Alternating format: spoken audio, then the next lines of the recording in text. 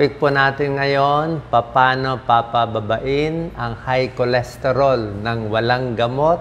Ito yung mga natural remedies, di ba? Ano ba ang cholesterol? Alam nyo naman po, meron tayong blood test, di ba? Pag nakita mataas ang cholesterol, medyo nagwo-worry tayo.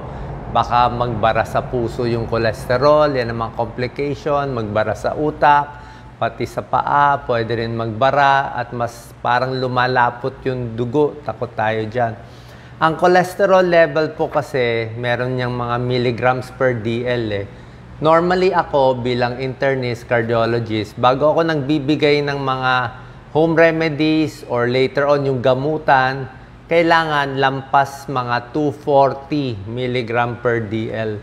Kung medyo mataas-taas na, tsaka ako na binibigyan. Pero kung wala pang 240, mga lampas lang konti ng 200 kasi cut off 200. Lagyan natin 205, 210 o 220 lang. Sinasabi ko, try muna natin itong natural remedies, baka makuha naman kaysa iinom agad tayo ng mga simvastatin, atorvastatin. Maganda naman yung mga gamot, pero syempre, kahit anong gamot, possible may side effect. Tsaka mas maganda walang gamot kung makokontrol mo naman eh, di ba? Lalo na kung bata ka pa, wala ka namang komplikasyon. So, meron tayong 15 tips paano ibababa ang cholesterol natin. Palagay ko, hindi nyo pa alam ang iba dito. Number 1, malaking tulong ang exercise. Okay? Paglalakad lang. Kahit paglalakad, may pag-aaral niyan. Mas naglalakad yung tao everyday, 30 minutes minimum, bababa ang blood pressure, bababa ang blood sugar, at tataas ang good cholesterol, itong HDL, at bababa ang bad cholesterol. Kahit konting lakad lang, malaking tulong na yan. Kasi gumaganda circulation natin eh. So, lowers bad cholesterol, increase good cholesterol, lakad-lakad lang, itry nyo, i-check nyo yung blood test nyo. Number 2, magugulat kayo, sapat na tulog.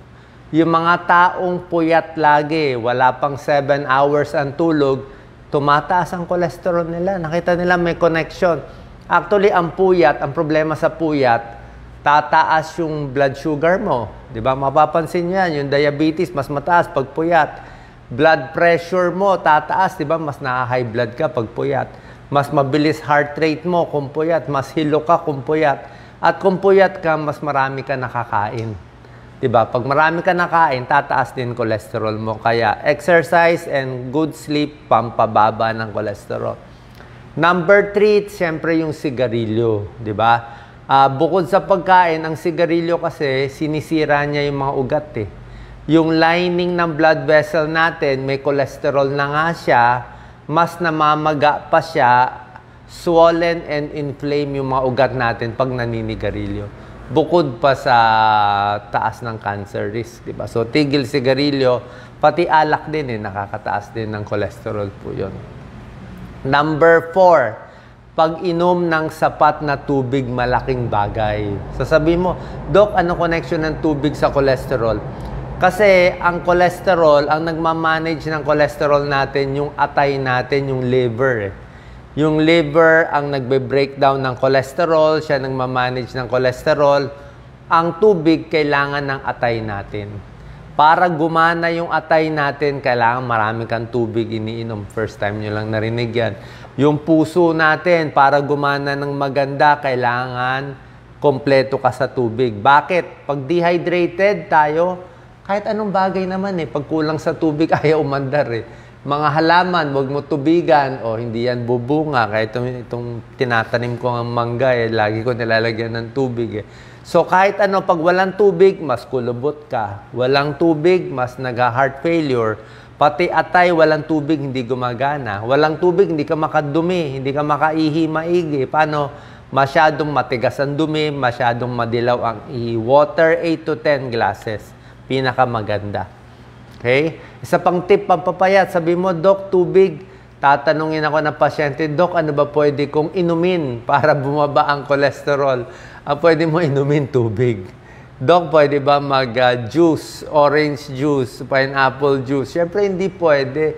Sinabi na nga, kailangan natin magpapayat, mag-juice ka pa, di ba? Healthy naman yun eh. Healthy kung hindi tayo overweight, ha? Doc, pwede ba buko? Pwede naman buko. Kaya lang matamis pa rin yung buko kahit anong gawin mo eh. 55 calories per glass of buko. Tubig na nga. Pwede bang iced tea, soft drinks, kung ano-ano pang iniinom. Tubig na lang, pampapayat para bumaba cholesterol. Okay? Kung gusto nyo, tsaa o lemon water. Konti lang lemon para hindi mataas calories. Number 5, very important ha. Bababa cholesterol nyo dito sa number 5. Soluble fiber. Ano ang soluble fiber? Yan ang oatmeal. Diba? Oatmeal. Araw-araw, mag-oatmeal kayo sa umaga. 1 cup of oatmeal a day, bababa ang cholesterol mo ng 20 to 30 points. Kaya pag cholesterol mo 230 milligrams per DL, sobra ka. Mag-oatmeal ka araw-araw, bababa yan siguro hanggang mga 205 na lang bababa. So, oatmeal, may soluble fiber. Parang walis-walis siya fiber. Mga gulay. Lahat ng gulay, high in fiber. Kangkong, okra, talong, lahat ng favorite natin, mga spinach, broccoli, ampalaya, lahat yan napakaganda. High in antioxidant. So, pag maraming kangkong kinakain or spinach, di ba? Pag kumain kayo ng maraming gulay, anong mangyayari sa dumi nyo? Di ba? Ang ganda ng pagdumi nyo. Di ba? Kasi nga para siyang walis puro siyang mga fiber. Itong mga soluble fiber, pag kinain natin, mapupunta yan sa bituka natin, di ba? Kailangan sasabayan nyo rin ng maraming tubig. Hindi kayo pwede kumain ng high fiber diet ng kulang sa tubig. Yung mga brown rice, wheat bread, at itong mga gulay. Pag nakain nyo yan, inom kayo maraming tubig. So, itong mga parang walis-walis na gulay na to pupunta sa tiyan, makukuha niya yung taba ng katawan. Tunay po to. Mas nakukuha niya yung taba, natatrap niya yung fats, nalalabas niya. Maganda na pagdumi mo, good for almoranas, good for anal fissure, good for constipation, bababa pa cholesterol mo sa mga gulay at oatmeal. Yan. Mansanas, pwede rin, di ba? May yung balat. O pears, pwede rin. O munggo, pwede rin. Fibrous din yan, mga beans. So, itong mga gulay talaga, napakaganda. Bababa cholesterol mo. Huwag lang masyado mamantika. Number 6, gusto natin to, bawang. Di ba? Tinuro ko sa inyo. Bawang, lutuin lang konti, isama sa pagkain, bababa ang cholesterol mo, pero a few points lang. Gaano karaming points ibababa? Iba-iba Medyo mababa lang. Siguro mga 4 points, 5 points lang ibababa sa garlic. Tapos, sa blood pressure, ibababa mga 3 points lang, konti lang. 3 millimeters mercury, konti lang. Hindi ganun, pero may tulong na rin. Ang garlic lang, ingat lang tayo. Medyo mahapdisat yan pag hilaw. Medyo nakakalabnaw ng dugo. Kung kayo ay naka-aspirin, clopidogrel, mas malalabnaw pa. Kasi talagang effective siya garlic. Gaano karaming bawang everyday? 2 hanggang 3 butil. Alam niyo yung butil na maliit, diba? So, medyo iluto konti. Pag hilaw kasi masakit sa tiyan. Huwag lang susunugin. Tapos, isama sa pagkain. Huwag yung bawang lang kakainin, sasakitan diyan mo. So, pwede with meals, with salad, o ano. Number 7, soy product. Okay? Munggo, tokwa, tofu, soybeans, may tulong. Hindi ko sinabi taho, Taho matamis Oo, basta yung yung tokwa mismo. Hindi tokwa at baboy, tokwa lang at suka. So, tofu, soy milk, yogurt, may tulong. Nakakababa ng cholesterol din siya. Number 8, syempre, isda, tsaka omega-3 fatty acids, na mataas sa omega-3 fatty acids. Alam nyo naman yung mga isdang mataas sa omega-3, di ba? Pwede ang sardinas. Okay, sardinas lang kung may gout, konting ingat. Pag may gout, mataas uric acid, iwas sa sardinas. Pero kung hindi naman, okay ang sardinas, pwede ang tuna, salmon, mahal. Kahit bangus, okay na rin yan. Tamban.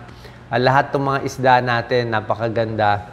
Mataas sa omega-3 fatty acids, bababa ang triglyceride. Okay, mababawasan ang heart disease. 3 times a week isda, pwede. Okay, prito, mas maganda hindi prito eh. Gawin na lang paksiw o ibang luto. Kung magpiprito man kayo, konting mantika lang. So bukod sa isda, number 9, avocado. Avocados, maganda. May oleic acid, good fat siya, nakakababa ng cholesterol. Pwedeng a few slice, okay? Medyo mataas sa calories yung avocado, pero maganda rin siya sa cholesterol. Number 10, mansanas. Ang pwede lang talaga mansanas, nakakababa ng cholesterol. Pears, pwede rin, kasama yung balat. Strawberry, pwede rin. Huwag na lagyan ng maraming cream at gatas. Siyempre, ayaw natin full cream milk, di ba? Full cream milk, bawal. Mga low-fat milk lang tayo, dun lang tayo. So, konti lang. Pears, apples, berries. Number 11, pagdating sa mantika, sa pag-aaral kasi olive oil eh. Kaya lang mahal ang olive oil. Ang maganda kasi sa olive oil, kahit malamig, hindi siya tumitigas. Hindi katulad ng ibang taba, talagang pag nalamigan, lagay mo sa ref, di ba tumitigas? Di ba? Lagay mo yung adobong baboy mo na niluto, lagay mo sa ref. Sebo eh. Di ba? So pag kinain mo yung adobo, ang daming mantika sa kanin, mainit, pagdating sa tiyan, baka magsebo yan. So, yan ang problema. May taba na nagsesebo. Yun yung ayaw nating saturated fat, mamaya. So, olive oil, a little better, pero mahal. Kung iba yung mantika nyo, okay lang, pero konti lang ilagay nyo. Ha? Walang unli na oil, konti lang. Number 12, tea, tsaa. Black tea, green tea, pwede. Black tea, green tea, may antioxidant, nakakababa ng cholesterol, may anti-cancer properties pa ang green tea. Ingat lang sa cream, sa honey, sa sugar. Number 13, ito kalaban natin, okay? Itong 13, 14, hindi nyo alam, ito nagpapataas ng cholesterol nyo. Okay? Number 13 is trans fat. Number 14 is saturated fat. Ano tong trans fat? Ito yung trans fat na lagi natin kinakain sa fast food. Diba? Ito yung french fries, chicken nuggets, hamburger, mga fried chicken, sa supermarket, processed food. So, lahat yan. Margarine, lahat yan. Okay? So, ginagawa to eh. Parang may industrial process, tawag nila hydrogenation. Kaya nababago yung pagkain nagiging trans fat. Yung mga cookies, yung mga apple pie. Diba? Napakasarap. Pero alam mong mamantika at nakakataas ng cholesterol. Pwede naman i-check eh. Diba? Ginawa na nga ito ng isang tao. Yung Super Size Me. Diba? Yung Super Size Me na documentary, kumain siya ng puro fast food every day. Alam mo ang nangyari? Nasira atay niya. Atay niya yung SGPT, SGOT niya, tumaas. Blood pressure, blood sugar, cholesterol, nag-high lahat. Nag-high kakakain ito. Pwede ba kumain? Pwede. Ako, kumakain ako sa fast food. Lalo na pag sa labas, wala akong makainan. Diba? Pag pupunta kami sa mga medical mission, ganyan. So, ano lang, once a week o once a month o walang choice ka, wala kang choice, kakain ka sa labas. So, trans fat, ingat. Okay, mga fast foods. Number 14, saturated fat. Saturated fat, ito yung taba talaga mismo. Mga sinigang na baboy, taba ng baka, yun talaga fat. Okay, manok, yung balat mismo, may saturated fat. Butter, cheese, full cream milk, ice cream, yan talaga yung mga fatty foods. Okay? So, saturated fat, ibig sabihin niya, solid yung taba sa room temperature. Nakita niyo, matigas yung butter, di ba? So, yun na nakataba. Number 15, syempre, dapat relax din tayo. Okay? Ang chronic stress. Chronic stress. Lagi ka nai-stress, tumataas ang cholesterol mo. Bakit? Syempre, chronic stress, hindi ka makatulog.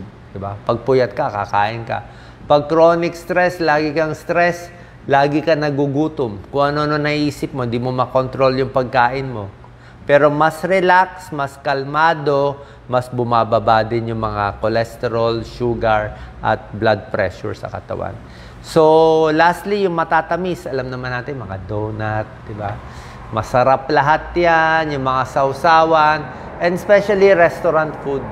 Pag nag-restaurant talaga tayo, talagang gagawin nilang masarap, malasa, hindi po pwede. Kailangan malakas talaga self-control natin.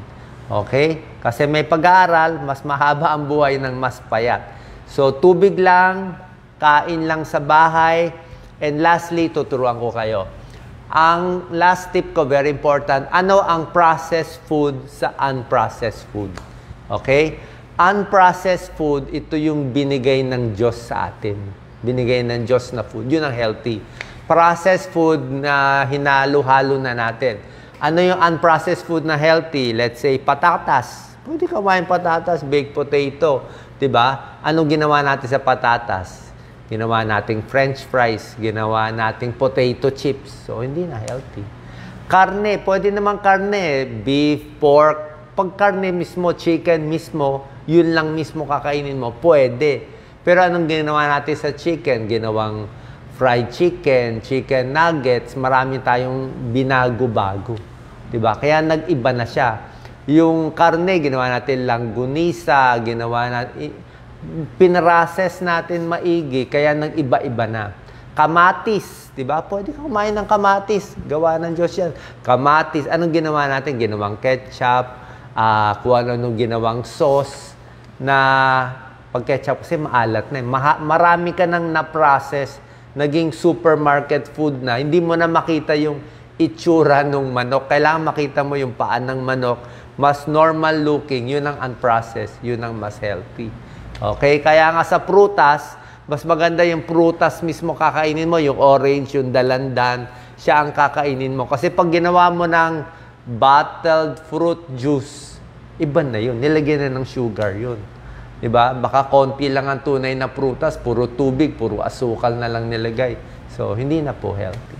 Okay? So, more unprocessed foods at bawas sa processed foods para bumaba ang iyong cholesterol. God bless po.